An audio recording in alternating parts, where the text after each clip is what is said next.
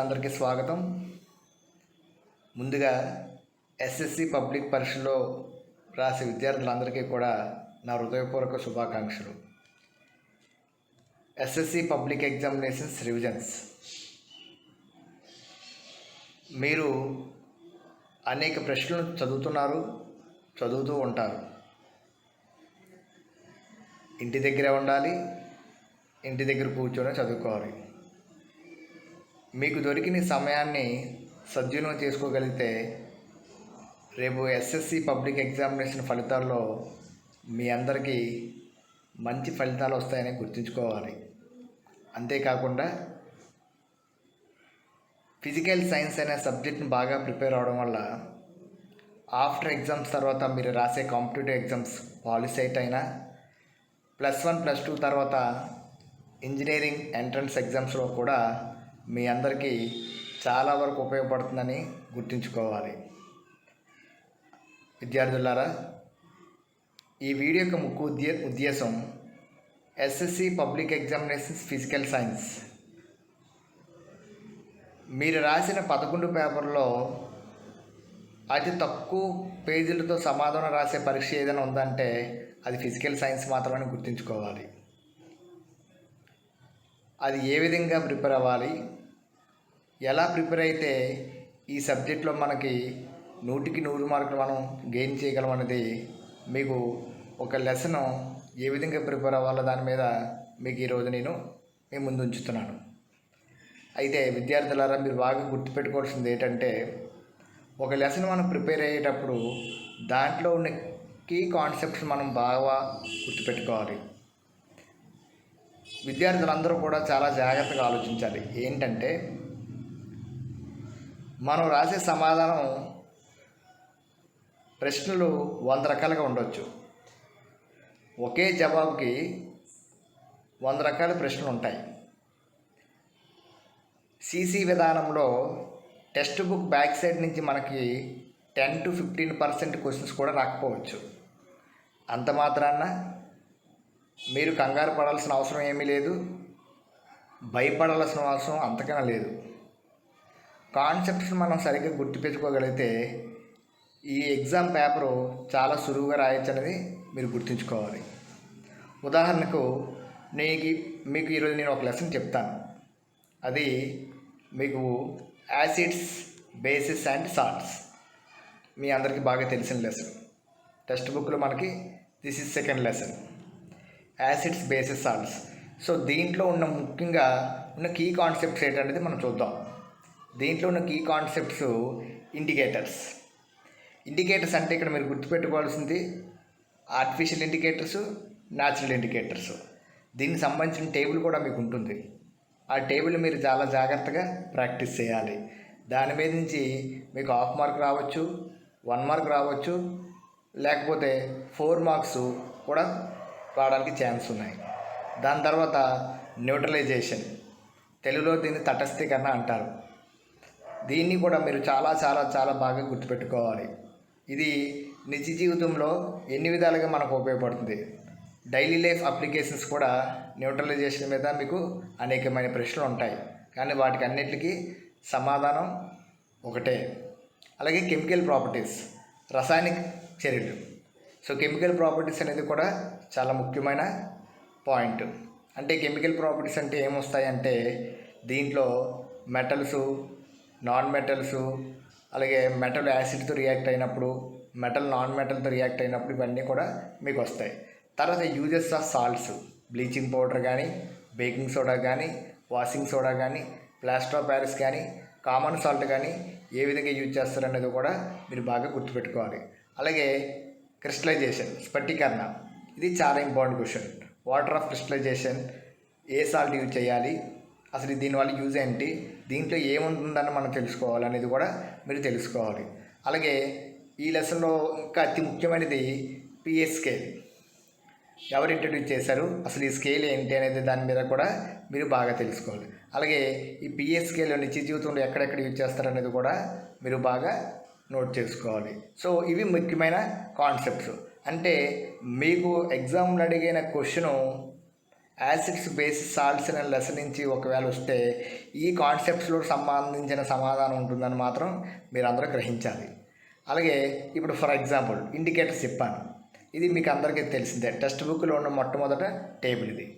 ఈ ఇండికేటర్స్లో first table serial number 1 2 3 so on etcetera, sample SL ఇచ్చారు. ఇక్కడ మీ ఖాళీ ఎందుకు ఇచ్చానంటే మీరు ఎగ్జామ్లో నా వీడియో చూసిన తర్వాత ఇమీడియట్గా మీరు ప్రాక్టీస్ చేస్తే దీని ఆన్సర్ మీరు ఓన్గా రాసుకోగలిగితే బాగా గుర్తుంటుందని నేను ఆన్సర్స్ ఇక్కడ పెట్టడం జరగలేదు. సో ఎస్సిఎల్ అనేది ఏంటంటే ఆమ్లం, అంటే యాసిడ్. ఈ ఎస్సిఎల్ అనేది రెడ్ లిటమస్ పేపర్లో పెట్టినప్పుడు ఏమవుతుంది, బ్లూ లిటమస్ పేపర్లో పెట్టినప్పుడు ఏమవుతుంది, ఫినాప్థలిన్ సొల్యూషన్లో పెట్టినప్పుడు ఏమవుతుంది, అలాగే మిథైల్ ఆరెంజ్ సొల్యూషన్లో పెట్టినప్పుడు ఏమవుతుంది. అర్థమైందా? ఎస్సిఎల్కి ఆన్సర్ H2SO4, HNO3, CH3COH. ఎందుకనగా ఇవి 4 కూడా యాసిడ్స్. ఫస్ట్ 4 యాసిడ్స్, నెక్స్ట్ ఉండేవన్నీ కూడా బేసిస్ అంటే క్షారాలు. ఫస్ట్ 4 ఆమ్లాలు, తర్వాత క్షారాలు. సో యాసిడ్స్, బేసిస్, వీటిని మనం ఏ విధంగా గుర్తుపెట్టుకోవాలనేది బాగా ప్రాక్టీస్ చేయాలి. ఇది చాలా చాలా ముఖ్యమైన క్వశ్చన్. నెక్స్ట్ దీని తర్వాత ఈ లెసన్లో ఉన్న మనకి ప్రయోగశాలలో చేసిన ప్రయోగాలు ఏమైనా ఉన్నాయా, ఇంపార్టెంట్ ల్యాబ్ యాక్టివిటీస్. మీ అందరూ స్కూల్లో మీ ప్రయోగశాలలో చేసే ఉంటారు lab activities. Metal with acid అంటే లోహము ఆమ్లంతో చర్య జరిగినప్పుడు ఏం జరుగుతుంది. మెటల్ విత్ బేసిస్, లోహము క్షారంతో చర్య జరిగినప్పుడు ఏమవుతుంది. మెటల్ కార్బనేట్స్ విత్ యాసిడ్స్, అలాగే metal bicarbonates with acid, aqueous solutions conduct electricity, అలాగే వాటర్ క్రిస్టలైజేషన్. ఇవి ఈ లెసన్లో కంపల్సరీగా మనం చదవాల్సిన ప్రశ్నలు. దీని నుంచి కంపల్సరీగా ఏది అడిగినా సరే మీకు 4 మార్కుల ప్రశ్న వస్తుందని మీరందరూ కూడా గ్రహించాలి. సో విద్యార్థులారా మర్చిపోవద్దు, ఇవన్నీ కూడా చాలా ముఖ్యమైన పాయింట్స్. ఇకపోతే కాన్సెప్ట్ని ఎలా గుర్తుపెట్టుకోవాలో చూద్దాం. సో ముందుగా మీ అందరికీ ఒక స్కేల్ పెట్టాను ఇక్కడ. ఏంటి దీని పేరు? PS scale. ఎవరు ఇంట్రడ్యూస్ చేశారు ఇది? సోరెన్సన్. అదొక question. Who introduced PS scale? Sorensen. ఇక్కడ మీరు టేబుల్ స్కేల్ చూసినట్లయితే ఈ స్కేల్ ఎక్కడి నుంచి ఎన్ని అంకెలు ఉన్నాయి చూడండి. What are the numbers are present here? 0 to 14. So 0 నుంచి 14 వరకు ఉన్నాయి. అంటే పిఎస్ స్కేల్ ఎక్కడి నుంచి ఎక్కడికి ఉంటుంది? 0 నుంచి 14 వరకు ఉంటుంది.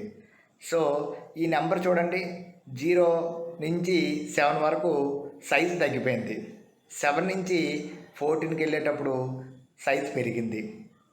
విద్యార్థులందరూ కూడా బాగా గుర్తుపెట్టుకోవాల్సిన విషయం ఏంటంటే చాలా సులువైన ప్రశ్నే, కానీ సిల్లిగా మీ అందరూ కూడా మార్క్స్ పోగొట్టుకుంటున్నారు. ఎక్కడ అంటే చూడండి, నెంబరు 7 నుంచి అంటే 7 నుంచి నెంబర్ పెరుగుతున్నప్పుడు character of the base increases అని గుర్తించాలి. The strength of the base increases when the number 7 to 14 అంటే 7, 8, 9, 10, 11, 12, 13, 14 అలా నెంబర్ పెరుగుతున్న కొద్దీ బేస్ క్యారెక్టర్ పెరుగుతుంది అని గుర్తుంచుకోవాలి.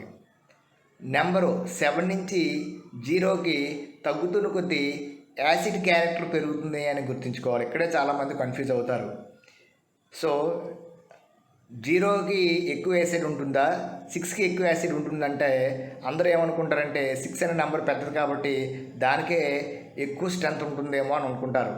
కాదు, నెంబరు 7 నుంచి బిలోకి వెళ్తున్న కొద్దీ 0కి వస్తున్న కొద్దీ యాసిడ్ యొక్క స్ట్రెంత్ పెరుగుతుంది. 7 నుంచి 14కి పెరుగుతున్న కొద్దీ బేస్ యొక్క స్ట్రెంత్ పెరుగుతుందని మాత్రం మీరు అందరూ గుర్తుంచుకోవాలి. ఇది చాలా important. So PS scale 0 to 7 అయితే యాసిడ్ అని, ఎగ్జాక్ట్గా 7 ఉంటే న్యూట్రల్ అని, అలాగే 7 to 14 ఉంటే బేసిస్ అని మనం గుర్తుపెట్టుకోవాలి. ఇది దీని తర్వాత డైలీ లైఫ్ పిఎస్ అప్లికేషన్స్ ఏ విధంగా ఉంటాయో చూద్దాం. ఇది మీ అందరికీ టెక్స్ట్ బుక్లో ఉంటుంది. ఇది చూడండి విద్యార్థులారా, 0 నుంచి 14 వరకు మీకు స్కేల్ ఉంది. ఈ స్కేల్లో ప్రతిదీ 0 అంటే నేను చెప్పాను ఇప్పుడే, దాన్ని స్ట్రెంగ్త్ ఆఫ్ యాసిడ్ మోర్ అన్నాం, అంటే బలమైన ఆమ్లం అని అంటాం, స్ట్రాంగ్ యాసిడ్ అంటాం. అది ఎక్కడెక్కడ యూజ్ చేస్తారు. అలాగే 1, 2, 3, 4 అలాగే ప్రతిదీ కూడా ఈ ఉన్న 0 నుంచి 14 వరకు నిత్య జీవితంలో పిఎస్ స్కేల్ ఏ విధంగా ఉపయోగపడుతుంది మనం ఖచ్చితంగా గుర్తుపెట్టుకోవాలి. దీని మీద నుంచి కూడా మీకు 1 మార్క్ క్వశ్చన్ కానీ, హాఫ్ మార్క్ క్వశ్చన్ కానీ, ఒక్కోసారి 2 మార్క్స్ క్వశ్చన్స్ కూడా మీకు రావచ్చు. So PS scale information skill నుంచి కూడా మీకు అవకాశం ఉంటుంది. పిఎస్ స్కేల్ ఇచ్చి ఏది బలమైన ఆమ్లము, which is strong acid, which is a weak acid, which is strong alkaline అనే ప్రశ్నలు కూడా మీకు అడగవచ్చు. అర్థమైందా? Next concept neutralization. ఇది మీకు చెప్పాను. న్యూట్రలైజేషన్ అంటే తటస్థీకరణ. న్యూట్రలైజేషన్ దేనికి మధ్య జరిగితే న్యూట్రలైజేషన్ అవుతుంది. ఒక బలమైన ఆమ్లము, ఒక బలమైన క్షారము, స్ట్రాంగ్ యాసిడ్, స్ట్రాంగ్ బేసు. అంటే యాసిడ్కి బేస్కి మధ్యన జరిగితే మనకి నీరుతో పాటు లవణం ఏర్పడుతుంది. అంటే when acid is react with base it gives salt and water along with some amount of heat is also liberated. It is an exothermic reaction. So what we called this is called heat of neutralisation. దీన్ని neutralisation reaction అంటారు. దీని కింద మనకు examples ఉన్నాయి చూడండి. HCl NaOH అంటే HCl acid, NaOH base. ఈ రెండు మధ్యన చర్య జరిగినప్పుడు మనకి NaCl అంటే సాల్ట్ ఫామ్ అయింది, అలాగే వాటర్ ఫామ్ అవుతుంది. దీంతోపాటు కొద్దిగా హీట్ కూడా లిబరేట్ అవుతుంది. ఈ రియాక్షన్ కూడా మీరు చాలా బాగా ప్రాక్టీస్ చేయాలి. దీని తర్వాత ఇది ఒక డయాగ్రామ్ చూడండి. ఇది చాలా ఇంపార్టెంట్ డయాగ్రామ్. ఇందులో టెస్ట్ ట్యూబ్ పరీక్ష నాలుగులో ఏముందో చూడండి. పరీక్ష నాలుగులో హైడ్రోజన్ గ్యాస్ బబుల్స్ అని యారో మార్క్ ఇచ్చాడు. దాని కిందన జింక్ గ్రాన్యూల్స్ పెట్టాం. అంటే జింక్ అనేది ఏంటి? లోహం, అంటే మెటల్. మెటల్ దేనితో రియాక్ట్ అవుతుంది? యాసిడ్. మెటల్ యాసిడ్తో రియాక్ట్ అవుతుంది. మెటల్ యాసిడ్తో రియాక్ట్ అయినప్పుడు మనకి ఈ సోప్ సొల్యూషన్లో ఏ గ్యాస్ రిలీజ్ అయింది చూడండి? హైడ్రోజన్ గ్యాస్ రిలీజ్ అయింది. అంటే మెటల్ యాసిడ్తో రియాక్ట్ అయినప్పుడు మనకి సాల్ట్తో కాకుండా హైడ్రోజన్ గ్యాస్ అనే వాయువుని కూడా విడుదల చేస్తుంది. It liberates hydrogen gas. దీన్ని మనం ఎలా టెస్ట్ చేస్తాము? ఒక బర్నింగ్ మ్యాస్టిక్ని తీసుకెళ్ళి హైడ్రోజన్ గ్యాస్ దగ్గర పెడితే అది వెంటనే పాప్ సౌండ్ వచ్చి ఆరిపోతుంది. అలా విడుదలైన వాయువు మన హైడ్రోజన్ అని గుర్తుంచుకోవాలి. ఇది చాలా ఇంపార్టెంట్ క్వశ్చను, అలాగే చాలా ఇంపార్టెంట్ డయాగ్రామ్ కూడా. ఇదే క్వశ్చను నాన్ మెటల్ ఇస్తే, లేకపోతే మెటల్ బేస్తో రియాక్ట్ అయితే ఏమవుతుంది? మెటల్ యాసిడ్తో రియాక్ట్ అయితే హైడ్రోజన్ గ్యాస్ లిబరేట్ అవుతుంది కదా. మరి మెటల్ బేస్తో రియాక్ట్ అయినప్పుడు కూడా మీకు ఇలాంటి రియాక్షన్ వస్తుంది. అక్కడ కూడా మీకు హైడ్రోజన్ గ్యాస్ అనేదే విడుదల అవుతుంది. ఇక్కడ చూడండి, బేసిస్ అనేది మెటల్స్ రియాక్ట్ అయినప్పుడు కూడా మీకు ఫైనల్గా మీకు వచ్చే లిబరేషన్ అయ్యే గ్యాస్ హైడ్రోజనే. కాకపోతే ఇక్కడ రియాక్షన్ మీరు చాలా బాగా గుర్తుపెట్టుకోవాలి. ఎగ్జామ్లో హాఫ్ మార్క్ క్వశ్చన్ అడుగుతాడు, సోడియం జింకేట్ ఫార్ములా ఏంటని. What is the formula of sodium zincate? లేదా when zinc metal reacts with sodium hydroxide name the salt obtained. Which of the following salt is obtained? So sodium zincate Na2ZnO2.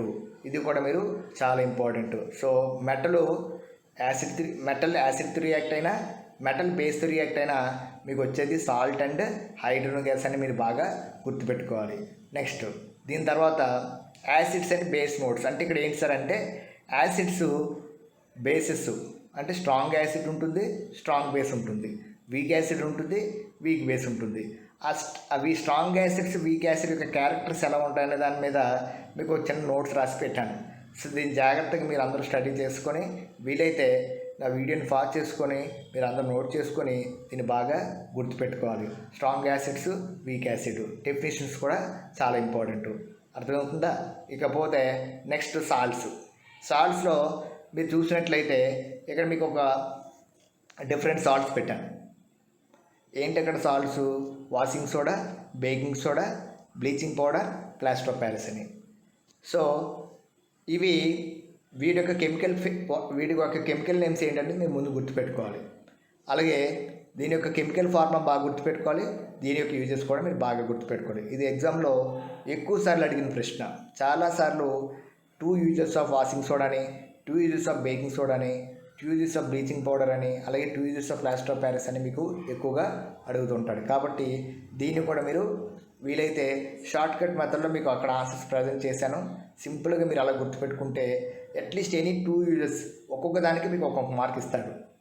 ఒకసారి 4 రాయమంటాడు. Borax, caustic soda, softening of hot water. అర్థమైందా? అలాగే antacid ingredient of baking powder, bleaching cloth, uses of oxidizing agent. ఇలాగా మీరు సింపుల్గా గుర్తుపెట్టుకోవడానికి. అలాగే ఎక్కువగా confuse అయ్యేది మీరు ఏంటంటే అక్కడ ఫార్ములాస్ మీరు చాలా వరకు కన్ఫ్యూజ్ అవుతారు. బేకింగ్ సోడాకి వాషింగ్ సోడా ఫార్ములా రాయడం, వాషింగ్ సోడాకి బేకింగ్ సోడా ఫార్ములా రాయడం జరుగుతూ ఉంటుంది. అలా అలా మర్చిపోకుండా చాలా ఎక్కువ ప్రాక్టీస్ చేయడం వల్ల ఏమవుతుందంటే మీరు ఈజీగా అది గుర్తుపెట్టుకోగలరు. ఇకపోతే నెక్స్ట్, సో ఇది చాలా important. Next acids base application. దీని మీద కూడా ఆల్రెడీ మీకు చాలా టాస్క్స్ ఇచ్చాను. కాకపోతే దీంట్లో మీకు కొన్ని క్రిటికల్ థింకింగ్ క్వశ్చన్స్ అని మీకు ప్రజెంట్ చేసి పెట్టాను. Why do all the acids in the above table have in common? అంటే యాసిడ్స్లు అన్నింటిలో కామన్గా ఉండేది ఏంటి? హైడ్రోజన్. అలాగే అన్ని బేసిస్లో కామన్గా ఉండేది ఏంటి? హైడ్రాక్సైడ్. అలాగే ఒక సొల్యూషను pH వాల్యూ 2.75 అయితే which of the following is probably dissolved in the solution? అంటే 2.75 ఇందులో ఏదే ఉంటుంది? 2.75 అంటే ఇట్ ఈజ్ లెస్ దెన్ 7 అంటే అది యాసిడ్. ఆప్షన్ ఏలో NaOH ఉంది అంటే అది బేసు. ఆప్షన్ బిలో H2SO4 అంటే అది sulphuric acid. Option C NaCl అంటే సాల్ట్. ఖచ్చితంగా ఆన్సర్ బి. ఓకే, సో దాని కింద ఎక్స్ప్లెయిన్ యువర్ ఆన్సర్ కూడా ఇచ్చాను. సో ఈ విధంగా మీరు కొన్ని టాస్క్ క్వశ్చన్స్ కూడా మీకు పెట్టడం జరిగింది. ఇవి కూడా మీరు జాగ్రత్తగా చూసుకోవాలి. ఇది చాలా ఇంపార్టెంట్. నెక్స్ట్, ఇది ఇంపార్టెంట్ డయాగ్రామ్.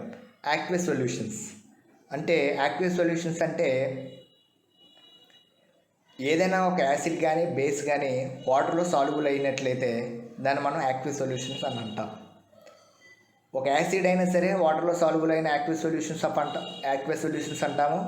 లేదా ఒక బేస్ తీసుకెళ్ళి వాటర్లో వేసినా అది సాల్యుబుల్ అయితే అది యాక్వియస్ సొల్యూషన్స్ అని అంటాం. ఈ రెండు అంటే యాసిడ్స్ వాటర్లో సాల్యుబుల్ అయినప్పుడు కూడా మీకు ఏం జరుగుతుంది? ఎలక్ట్రిసిటీ అంటే బల్బ్ వెలుగుతుంది. అదే ప్లేస్లో మనం బేస్ వేస్తే ఎలగదా అంటే ఖచ్చితంగా ఇది చాలా ఇంపార్టెంట్ క్వశ్చన్. యాసిడ్ వేసిన బేస్ వేసిన దాంట్లో అయాన్స్ ఉంటాయి కాబట్టి ఖచ్చితంగా బల్బ్ అనేది వెలగడం జరుగుతుంది. So when acid or base present in the water compulsory it produce ions. Due to the movement of these ions it conduct electricity. Okay, ఇది చాలా ఇంపార్టెంట్ డయాగ్రాము. ఇది మన ప్రీ ఫైనల్ కూడా మీకు ఈ క్వశ్చన్ రావడం జరిగింది. దీన్ని కూడా మీరు అందరూ కూడా చాలా బాగా ప్రాక్టీస్ చేయండి. తర్వాత ఇది ఇందాక మీకు ఇచ్చిన సాల్ట్స్ యొక్క ఫార్మేషన్ అంటే దీన్ని క్లోరో ఆల్కలీ ప్రాసెస్ అంటారు. క్లోరో ఆల్కలీ ప్రాసెస్ అంటే ఏంటి? ఒక బ్రైన్ సొల్యూషన్ తీసుకోండి. బ్రైన్ సొల్యూషన్ అంటే common salt dissolved in water. Common salt వాటర్లో డిజాల్వ్ అయిన దాన్ని బ్రైన్ సొల్యూషన్ అంటారు. ఈ కామన్ సాల్ట్ వాటర్లో డిజాల్వ్ అయిన తర్వాత మనం దాంట్లో ఎలక్ట్రిసిటీ పాస్ చేసినట్లయితే మనకి చాలా ఇంపార్టెంట్ 3 ప్రొడక్ట్స్ వస్తాయి. దాంట్లో ముఖ్యమైనది ఒకటి chlorine, second one hydrogen, third one sodium hydroxide. అంటే కరెంట్ పాస్ చేసేటప్పుడు మనం ఎలక్ట్రోడ్స్ ఉంటాయి. క్యాథోడ్ అనేది, యానోడ్ అని. క్యాథోడ్ దగ్గర ఏ గ్యాస్ లిబరేట్ అవుతుంది, యానోడ్ దగ్గర ఏ గ్యాస్ లిబరేట్ అవుతుంది అనేది మీరు బాగా గుర్తుపెట్టుకోవాలి. అర్థమైందా? ఈ క్వశ్చన్ చాలా చాలా ఇంపార్టెంట్. హైడ్రోజన్స్ ఎక్కడ యూజ్ చేస్తారు, క్లోరిన్ ఎక్కడ యూజ్ చేస్తారు, అలాగే సోడియం హైడ్రాక్సైడ్ యొక్క యూజెస్ ఏంటి, ఈ రియాక్షన్ కూడా 2NaCl + 2H2O gives rise to 2NaOH + Cl2 + H2. Okay, ఇది కూడా మీరు చాలా బాగా ప్రాక్టీస్ చేయాలి. ఇది మీకు టెక్స్ట్ బుక్లో ఉంది. దీన్ని మీరు క్లియర్గా ప్రాక్టీస్ చేసి ఈ equation write about chloro alkali process okay, క్లోరో క్షార చర్య అంటారు. దీన్ని మీరు బాగా ప్రాక్టీస్ చేయాలమ్మా. ఇది ఖచ్చితంగా మీకు ఎగ్జామ్లో కొంచెం ట్విస్టెడ్ క్వశ్చన్ లాగా ఉంటుంది. అంటే కొంచెం బాగా చదివే పిల్లలు ఎలాంటి క్వశ్చన్లు రాయగలరు, కానీ కొంచెం యావరేజ్గా చదివే పిల్లలు ఎలాంటి ప్రశ్నలు రాసేటప్పుడు కొంచెం ఇబ్బంది పడుతుంటారు. కాబట్టి ఇది కూడా చాలా ముఖ్యమైన క్వశ్చన్. మీరు దీంట్లో హైడ్రోజన్ గ్యాస్ ఎక్కడ విడుదలవుతుంది, క్లోరిన్ అనే వాయువు ఎక్కడ విడుదలవుతుంది అనేది బాగా గుర్తుపెట్టుకోండి. దీంట్లో వచ్చిన మెయిన్ ప్రోడక్ట్ ఏంటనేది కూడా మీరు బాగా గుర్తుపెట్టుకోవాలి. ఇకపోతే ఆఖరిగా మనం బాగా గుర్తుపెట్టుకోవాల్సింది ఏంటంటే క్రిస్టలైజేషన్, వాటర్ క్రిస్టలైజేషన్. దీంట్లో మనం ఏం సాల్ట్ వేయాలి, హైడ్రేటెడ్ సాల్ట్ వేయాలా, అన్హైడ్రేటెడ్ సాల్ట్ వేయాలా అనేది ఫస్ట్ క్వశ్చన్. హైడ్రేటెడ్ సాల్ట్ వేయాలి. ఎందుకు హైడ్రేటెడ్ సాల్ట్ వేయాలి? దాంట్లో వాటర్ అనేది ఉంటుంది. అది ఉంటుందా లేదని మనకు ఎలా తెలుస్తుంది? అది కొంచెం టెస్ట్ ట్యూబ్లో వేసి దాన్ని మనం హీట్ చేసినట్లయితే ఆ టెస్ట్ ట్యూబ్ అంచుల్లో వాటర్ అనేది ఉండడం జరుగుతుంది. అప్పుడు దాని యొక్క టెస్ట్ ట్యూబ్లో ఉన్న రంగు కూడా ఏమవుతుంది, మారిపోతుంది.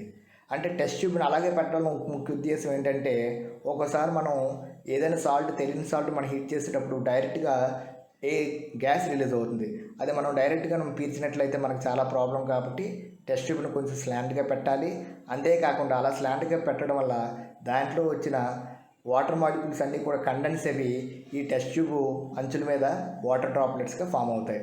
కాబట్టి దీన్ని మనం క్రిస్టలైజేషన్ అంటాం. మరి అంటే మనం ఫర్ ఎగ్జాంపుల్ కాపర్ సల్ఫేట్ తీసుకున్నాం. కాపర్ సల్ఫేట్ ఏ కలర్లో ఉంటుంది, బ్లూ కలర్లో ఉంటుంది. మనం హీట్ చేసినప్పుడు దాని కలర్ వైట్గా మారిపోయి వాటర్ డ్రాప్లెట్స్ అన్నీ కూడా టెస్ట్ ట్యూబ్ వాల్స్ మీద ఉంటుంది.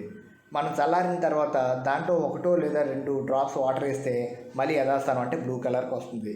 అంటే ఎందుకు అది వైట్ కలర్గా మారింది? దాంట్లోని వాటర్ మాలిక్యూల్స్ బయటకు వెళ్ళిపోవడం వల్ల వైట్ కలర్గా మారింది. మళ్ళీ అదే తిరిగి వాటర్ మాలిక్యూల్స్ మనం యాడ్ చేయడం వల్ల మళ్ళీ మనం యథాస్థానం చూడవచ్చు. ఈ ప్రాసెస్ మనం క్రిస్టలైజేషన్ అంటాం.